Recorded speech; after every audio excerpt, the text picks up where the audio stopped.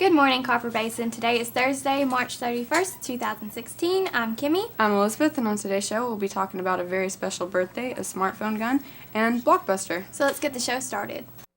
You can throw your hands up, you can move a mountain, you can break rocks, you could be a master, don't wait for luck, dedicate yourself and you gon' find yourself standing in the Hall of Fame. One of the Tennessee Valley's most special people was honored in Nashville Monday for a life well lived. Haley Forstner is the pride of Lookout Valley. Monday was her 105th birthday, and all sorts of honors have been coming her way. For someone who has survived 2 world wars, the Great Depression, a broken hip, and 105 years worth of life's ups and downs, Miss Haley is in a world modest.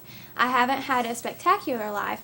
I was born on Sand Mountain in Dade County, Georgia in 1911, moved to Chattanooga in 1920, and graduated from Chattanooga High School in 1930. I only had 1 year of college because of the Depression. Now let's ask Lainey about weather.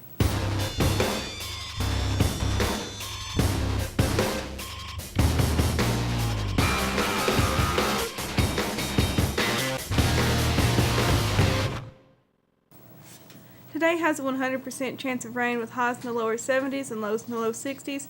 Tonight will be cloudy with storms with highs in the low 70s and lows in the upper 60s. Tomorrow has a 60% chance of rain with highs in the mid 70s and lows in the upper 40s. Now let's go to World News with Joey.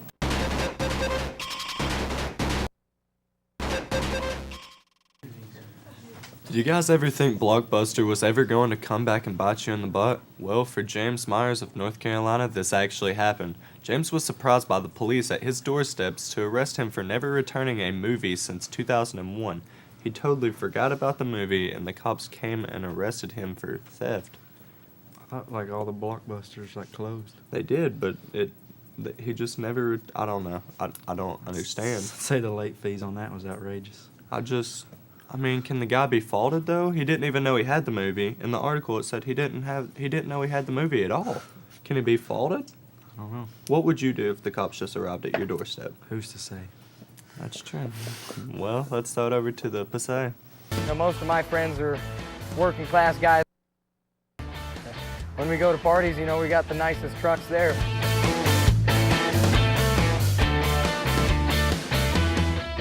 Ever since 1997, I've never been out of work, and I can attribute that to construction.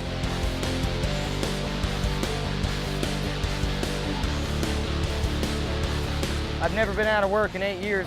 I get job offers left and right. We're just dying for help right now. I see construction as my career because I enjoy it.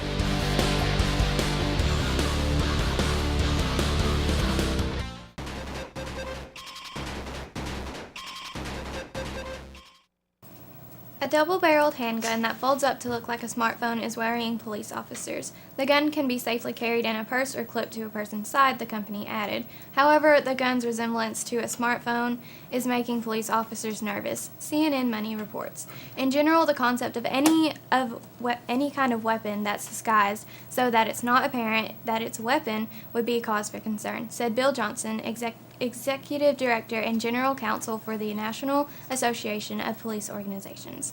Now let's go to sports with Joey and Tanner.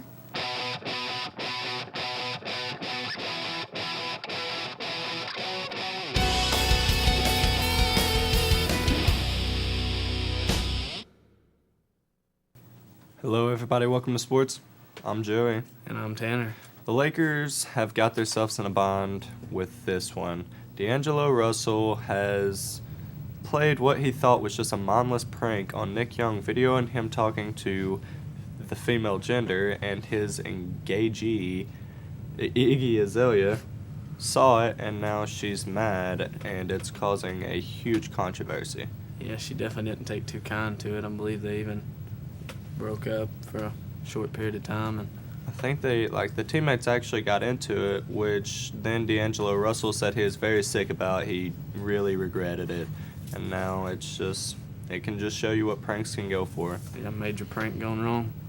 But tonight we have a baseball game if it doesn't just come a down flood, which I hope it doesn't. Hope we can play tonight because it's against Polk. That'll always be fun. But let's throw it over to lunch with Riley.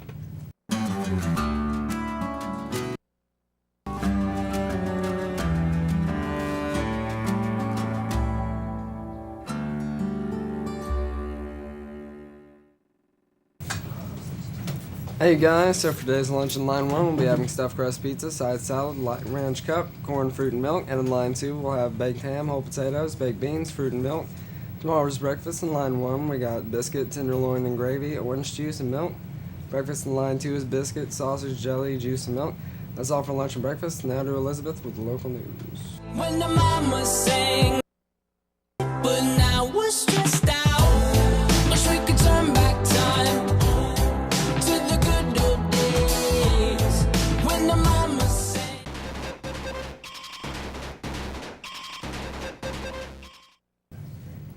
Nia Eva Haynes of Oak Grove faces misdemeanor charges of an airport and aircraft security violation and resisting arrest in a March 24th incident, according to the Tennessean.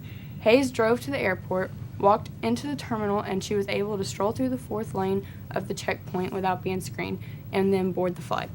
When authorities asked for identification, she responded with, "My name and fate, they're my ID." So if you want to get out of, telling a cop who you are, I guess that works. Now to a word from our sponsors. The challenges facing the country stop. So neither does the U.S. Army. We train, adapt, and get smarter. Every soldier, every unit, every day. Not to keep up with change, but to drive it. Nobody knows what problems tomorrow will bring, but we do know who will solve them.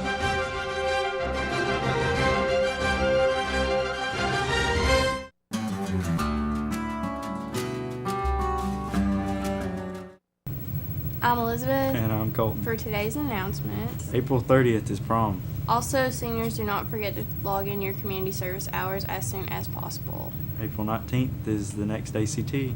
Today is Emily Cross's birthday. Make sure you wish her a happy birthday. And Student Council is volunteering at Dairy Queen this evening from 4 to 8. And 10% of the proceeds go to snack packs, so make sure you go check that out. So, we'll see you tomorrow on CBTV News at 9.